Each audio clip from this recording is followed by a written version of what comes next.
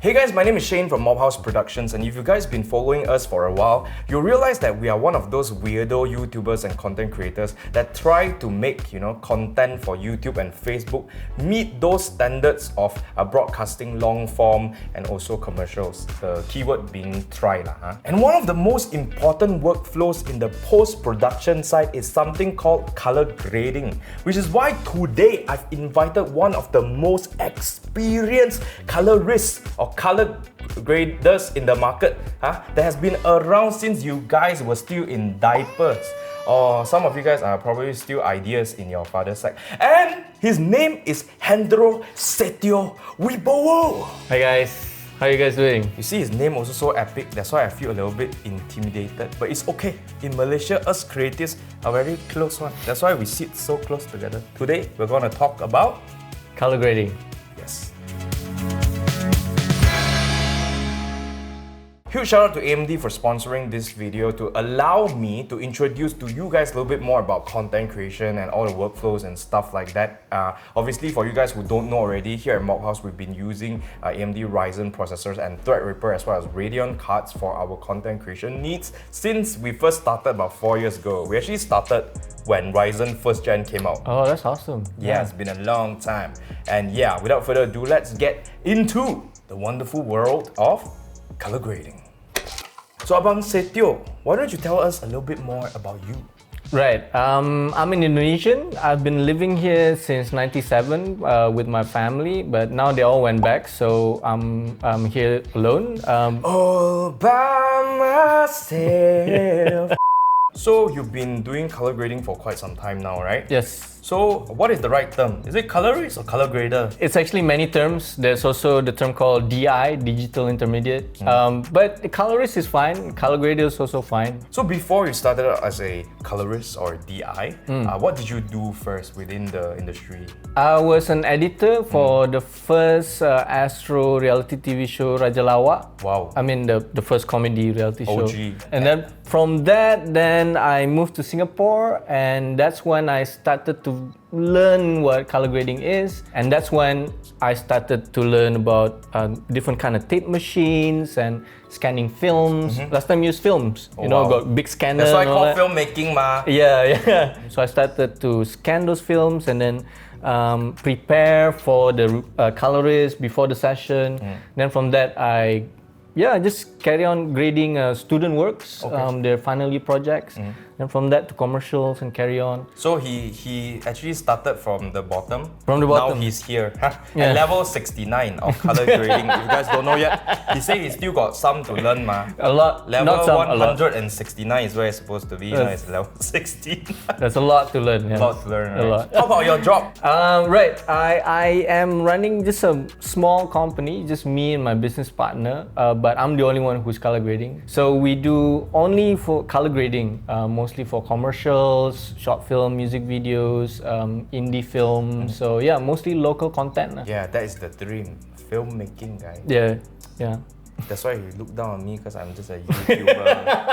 I'm a YouTuber only. I'm not a VTuber. We're all equal. We make videos, we make content. I think we're all equal. Wow, I'm so tersentuh by his sentiments, all these things. So humbled now. Like AirAsia, anyone can fly. Now anyone can shoot. Not true. Okay, for those of our audiences who don't understand what color grading is, can you explain that in one sentence? We're the painters of light.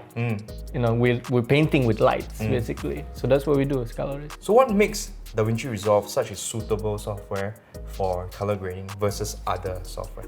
The Resolve last time was only concentrated for color grading. It wasn't used for editing, right? But then as it evolves until the later date, until now, which is version 17, it evolves to become an editing software, color grading software, motion graphic software as well. Fusion. There's Fairlight as well. So they are combining all of this and gets better and better. It becomes one package for you. The one thing that Resolve is good at is the development of it. Every year they always improve, and also it's free for the most part. It's free. There's a light version, just a normal Resolve, and there's Resolve Studio, where you only need to pay one time in your life. I would say around 50% of the movies, blockbusters in the world are probably graded on Resolve. So what are your 3 favorite movies And also, what's your favorite color styles? Well, three favorite movies is not like really because of the color style itself, but what I like is first is not in the order, is Notting Hill, Finding Nemo, and probably Fight Club. So there's basically one animated film Yes. and two dramas. Yes. So is it safe to say that you're a drama king? Yeah, sure. Yeah, drama is it's No drama. No drama. drama makes money, bro. Correct. okay, color styles. I like natural tones. Oh, yeah. Well, it changes as like I grow older. So you and all don't that. like fake, yeah? Well, no. Sometimes fake looks good, actually. Sometimes he like fake. Like- but mostly, if you're fake, he don't want to be your friend. Like last time, like I would like contrasty image, like the Fight Club kind of grungy style and all that. So nowadays, like I like natural stuff because that's harder to achieve actually. To get that, a Nat Geo kind of look or documentary style kind of look. Speak on Nat Geo. Yeah, or like those Planet Earth. Those are Yeah. really, really challenging to shoot and challenging to grade, and Yes. I want to explore that. Okay, how about films these days? Do you see that unnatural color that you're looking about? Or is it more in like commercials? There's a difference. To me, the difference between commercial and film is that commercials, you need to catch the eye of the viewers, right? So that's why like we put punchy colors and all that stuff. But it's like listening to loud music. If you put that in long form, let's say for like a documentary or film, your eyes get tired of it. Fatigue. So you need to do that balance for long form. Like you cannot put too punchy or too striky because your eyes get tired and then your mind gets taken away from the story itself. So it's a different approach for film, commercials, and music videos and all that. So we need to know where are you going when you're color grading this content. Now we move on to something a bit controversial. What are the three biggest mistakes that you see newbies who are editors or new colorists trying to do, getting into the industry, they are making? What I see, like this from my experience, the way I see, they put too much contrast or too much highlights and all that. So they don't know how to read the scopes, whether it's the vector scope or the histograms or the waveforms. So what they see on their monitor, like, oh, that looks great, but only if they're looking at their monitor. Too much is one. What's point number two? Knowing the basic knowledge of what color grading is, like when you shoot it on log format, you need to know how to convert it into Rec 709. Not many people understand that concept, what is log and what is Rec 709. Understanding the concept of color space and what color space you are delivering in for the final product matters. Yeah. Another thing that a lot of newbies are getting trapped into is because of content creators like, not me, some. Because why? They keep talking about LUTs and Yes. they are selling their LUTs. Yes. Please tell them why LUTs don't always work. Buy LUTs from a professional that knows what they're doing, and do not use LUTs just like a slap on, like it doesn't work. No, whenever you buy LUTs or whenever you use LUTs, you still need to tweak them. You still need to balance them out. So you use Resolve, right? The big question is PC or Mac? It doesn't really matter what you use. It's more about your skill. So you use what? I use PC. So it matters.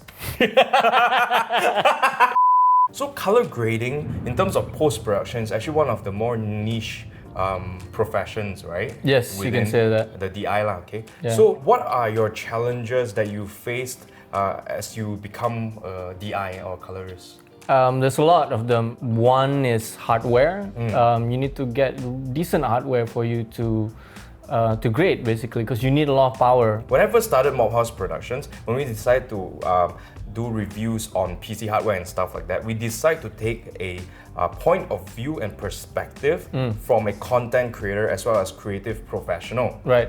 Which is why we did a lot more benchmarks for Premiere Pro, right. Lightroom, DaVinci Resolve, and also V-Ray, just to see if gaming hardware that is more consumer oriented can actually work as well for creative side. Yep. Because the thing is, not everybody can afford Threadripper Pro You're right. or Threadripper. Yeah. So I started doing videos with Ryzen first generation. Of course, there are some challenges at the beginning with RAM compatibility and stuff like that. But after a few generations of product, it's way better. That's where I realized that I could recommend Radeon graphics card now for video editors and also show it to you. So later we will get Abang Setyo to actually try out one of our PCs right here that's running on a Ryzen 9 5950X as well as 32 gigabytes of RAM, DDR4, and we're using a Radeon RX 6700 XT, which is one of the higher end Radeon cards out there right now. We're using an X570 motherboard running on PCIe Gen 4 SSD. So we cannot say that the storage is the bottleneck already. Yeah. So we just want to see how it edits. Come, let's try out our Ryzen Radeon PC behind me.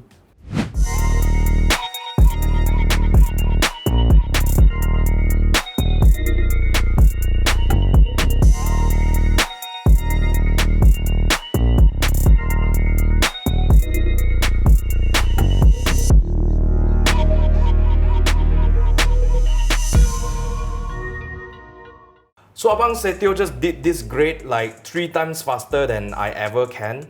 He did finish this in about 5 minutes with just keyboard and mouse. And he was also teaching me a few things, so there was some delays right there. And I learned a lot in 5 minutes. That's how good a teacher he is. So please, subscribe and then also comment, Abang Setyo, please help me. Then we can do more tutorials, right? Yeah, we can do that, yeah. Alright, so what was your experience using this system? I think it's great. Usually it needs to pre-render or anything to play back, but this is quite smooth because I've been grading for almost a decade, and so far the system that I use sometimes is a bit lagging, sometimes it's good, but this pretty much can do a professional job. So again, I want to thank Abang Setyo for being here today, taking up his time, to tolerate me as a content creator, not really a filmmaker yet.